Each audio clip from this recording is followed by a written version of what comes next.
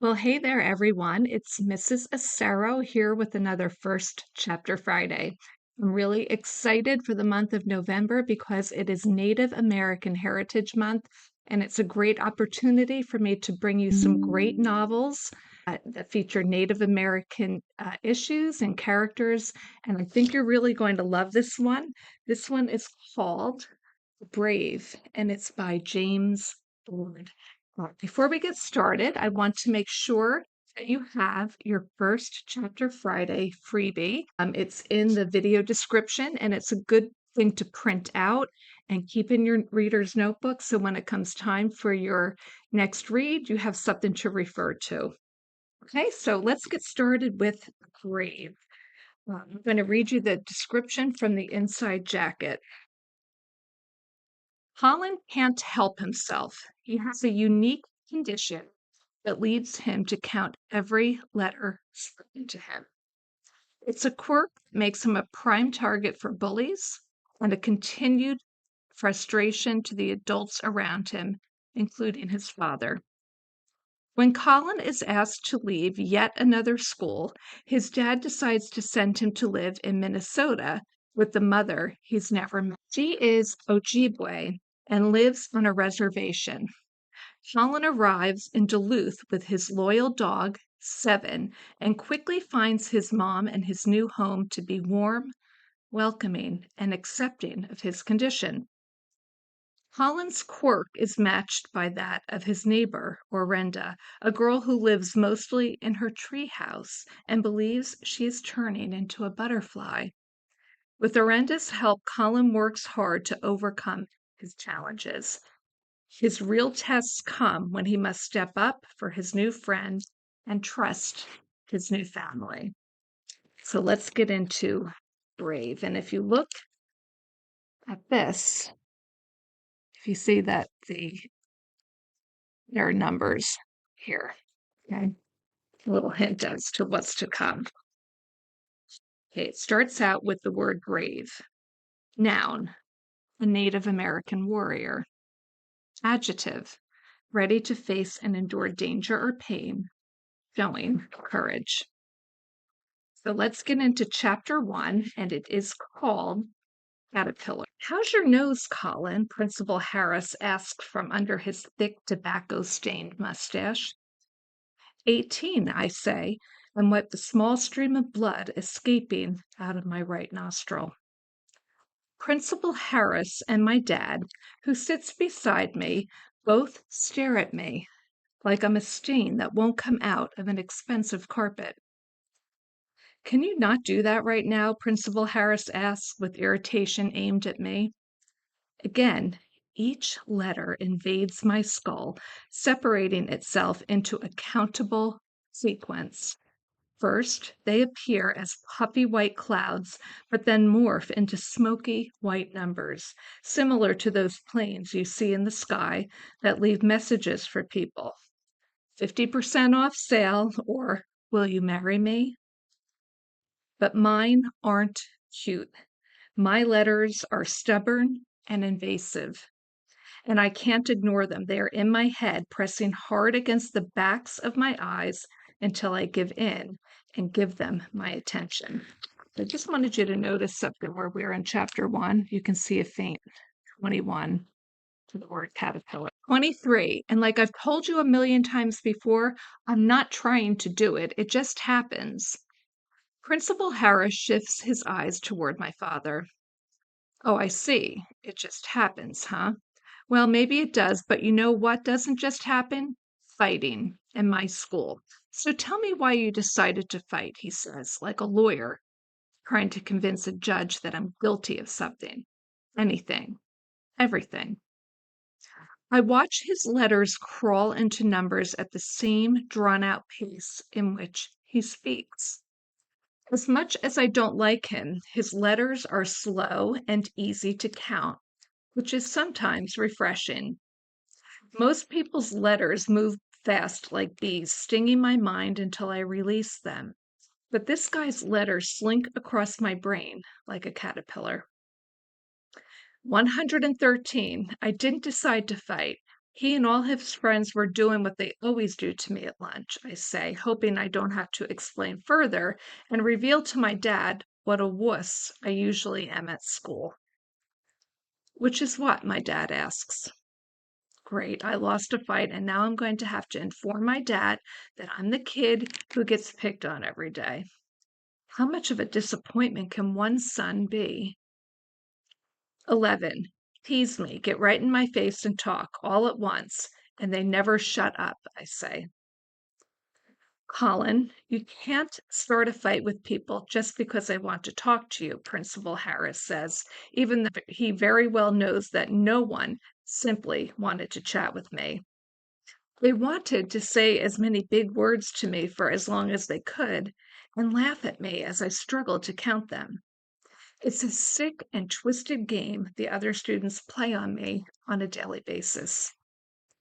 His words bounce around inside my head, from ear to ear behind my face, ricocheting off the back of my head, finally turning into numbers as they reach the exit. My mouth. 64. It wasn't my fault. I didn't start. it. This happens every day and no one blinks an eye. The one time I stand up and fight back, I'm the one who gets in trouble? That's bullcrap, I say. Language, he snaps back at me, and through my peripheral, I see my dad bury his face in his hands. Looks like I haven't reached the bottom of disappointing him just yet. I'm still digging. 8. Sorry, I didn't want to fight. Obviously, look at my face, I say. Principal Harris leans back in his leather chair like a king on his throne about to deliver my punishment. But he doesn't look like royalty at all. He resembles Mr. Potato Head. That's why he's referred to as Mr. Potato Harris by most of the students and even some teachers. Witnesses say that it was you who threw the first punch. Is that not true? 59. He spilled my lunch all over me, I say as I show him my stained shirt. My dad glances at my shirt, but it's not a look of support. It's more disappointment. I not only lost a fight, but I also managed to ruin my clothing. At least blood hides better in black fabric. How did he do that? Harris asks. 14. Like I said, I was minding my own business, just drawing, when they started talking over each other, reciting a bunch of tongue twisters to watch me struggle counting. I tried to leave, but he shoved my food tray into my chest and tripped me. I got up and hit him. He hit me back. I hit the ground. That's what happened, I said. He said it was an accident, Principal Harris said. 23. And you believe him? I do. 3. Then you're an idiot, I say before thinking. That's it. Cover them up. Now, orders my dad. 21. Fine, I say, and pull the gray, fuzzy earmuffs up from my neck and place them over my ears. One positive thing about having no friends is I have a lot of time to experiment with gadgets in my room, like these earmuffs. To this day, the only time I have ever seen my dad truly impressed with me was last year when I showed him how connected my headphones to my earmuffs. I can listen to music as people talk. For someone with my condition, this invention of mine is a lifesaver. Why? Because for some unexplainable reason, I can listen to music all day long and not even count one lyric. It's my heaven, my number-free heaven. Naturally, I'm obsessed with all kinds of music, but my favorite is rap, hands down. I think it's because there are so many words spoken so quickly, an army of words that invade my head, but never attack. So I guess they're not an army at all, more like a parade. How many are there? I don't know. I don't count them. And I love it. I take a deep breath and try to make my last words as clear as possible. Believe me, if I could just turn it off like a light switch, I would have done it years ago. My dad clears his throat, so I trace the cord down to my phone, which is in my pocket, and hit play. A song begins. Normally, this is where my dad tells me that bullies only pick on weak people, and if I don't want to get bullied, then I shouldn't be so weak. Of course, that wouldn't make sense this time since I finally fought back. But with these things over my ears, I hear lyrics and music, not grown up words saying how much of a problem I am. I just watched Principal Harris and my dad smack their lips back and forth like old friends. In fact, they are. They played football together in high school. I wonder if Harris ever teases my dad for having such a wimpy kid. His son is an athlete. His son doesn't sit alone at recess under a tree and draw pictures. And even better than that, his son doesn't count the letters of whoever speaks to him. Nope. Unlike me, his son is normal. About 5 minutes later, my dad taps my leg and signals to me to remove my earmuffs. Great, more talking, more counting. Can't we just go home now? I press stop, ending the song, and remove them. Give these men my best attempt at a smile. Collin, what I think Mr. Harris is trying to say is, we think your condition might be too difficult for other students to adapt to. I close my eyes and clench my jaw. I'm counting and trying with everything I have not to relay the total. But the cloud won't dissipate until I release it. It will linger inside me forever, driving me crazy. I hate this. 103, I say.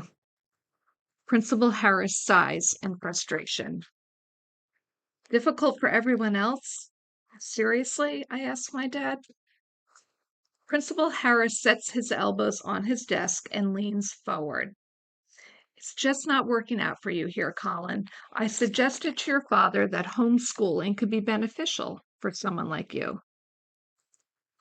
That was a mouthful. They watched me squint my eyes up toward the ceiling as I count the invisible letters, like someone trying to count the stars during the day. 109. Are you guys kicking me out of school? I ask. My dad puts his hand on my arm, which he never does, and shifts his position to face me. He suggested homeschooling, which we simply can't do. 43. So what exactly are you saying? I ask.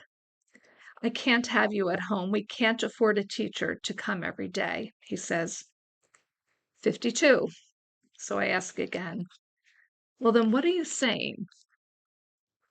My dad goes silent and Principal Harris delivers the death blow. We think it's best if you transferred schools. I should have seen it coming. This is a familiar road between schools and me. I show up, quickly become the weird kid, and before I have a chance to let the joke settle with dust, I'm hauled off to another campus, and it all starts over and over and over, forever being the freak. But this time feels different. This time my mind's legs are too tired of running. I'm exhausted. Maybe that's why today was the first time I actually stood up for myself and fought back. Never mind the fact that I lost and got a bloody nose to show for it. But the point is, I didn't curl up like a frightened caterpillar and wait for the bully bugs to stop picking on me. I didn't hide. I didn't run. Now that's exactly what my dad wants me to do. Switch schools and run. 37. What school, Dad? I've been to almost all of them by now. And how is this going to be any different? It's not like the counting is going to stop, I say. My dad rubs his hands across his unshaven face. Not because he's thinking, it's to hide his shaking. When he doesn't drink for a few days, he shakes. Everyone knows he drinks, but he still comes up with these little tricks to hide the effects from everyone. I've been thinking about this for a long time, and he stops talking and just presses his lips together. He doesn't know what to say, or worse, he does. He just doesn't know how to say it. He's at 39 letters right now, but I don't think he's done. I need him to end his sentence. The clouds are filling up my sky. Come on, Dad, blurt it out. And what? I impatiently ask. And I contacted your mother. Wait, what? The clouds in my head burst into a million fluffy white question marks. I'm momentarily speechless. My mother? Who is she? It's a pretty strict rule in our house to never ask questions about her. Did he throw all of that away and track her down? What does that even mean? To me, mothers are just roles that actresses play on TV. They're movie stars. They're not real. They live off in some fantasy land with Santa, Bigfoot, and the Tooth Fairy. Sure, I suppose some kids believe they're real. Some even claim to have a mother. But having is not believing. Seeing is believing. And I haven't seen a mother near our house ever. Collin, my dad asks, and the numbers rush back into my skull, full force. 39, 23, 6. Principal Harris hands my dad my most up-to-date report card. Who knows, maybe this move will be good for him, he says, and my dad nods like he's heard that line before. Many times. Too many times. 37, I say under my breath. It's only October, my dad says. School just started. It's the perfect time to hit the reset button. My dad slaps his thighs like our time is up. 67. But I don't know her, I say as I stand up and try to shake this foreign feeling off my body. At all. My dad stands, shoves his hands into my hair, and ruffles it into a messy bird's nest. I guess he wants to look like a caring dad in front of his buddy. He even fakes a smile. Change is good, kid, Dad says. He's lying. Change has never been good. Change hasn't changed anything for me. 15. I'll be in the car, I say, and walk out of the office. I march down the hall and stop in front of the deep blue sea of lockers. The thought of punching a locker fills me, but there's been enough punching today. The last thing I need is a broken hand to match my bloody nose. I bend down to my locker and twist it right. 7, then left. 20, then right again. 18. It clicks and I swing it open. I pull out my backpack and slam my locker shut for the last time at this school.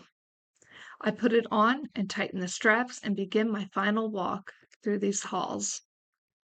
I put my earmuffs on again and hit play. Eminem begins to spit into my ears. I bob my head as I head toward the parking lot. This is when I appear normal to the outside world, just a kid listening to music. As I turn the corner, a teacher passes me by and points to my ears, gesturing for me to remove my earmuffs, but I ignore him. I know headwear is prohibited for students at school, but I'm not a student here anymore.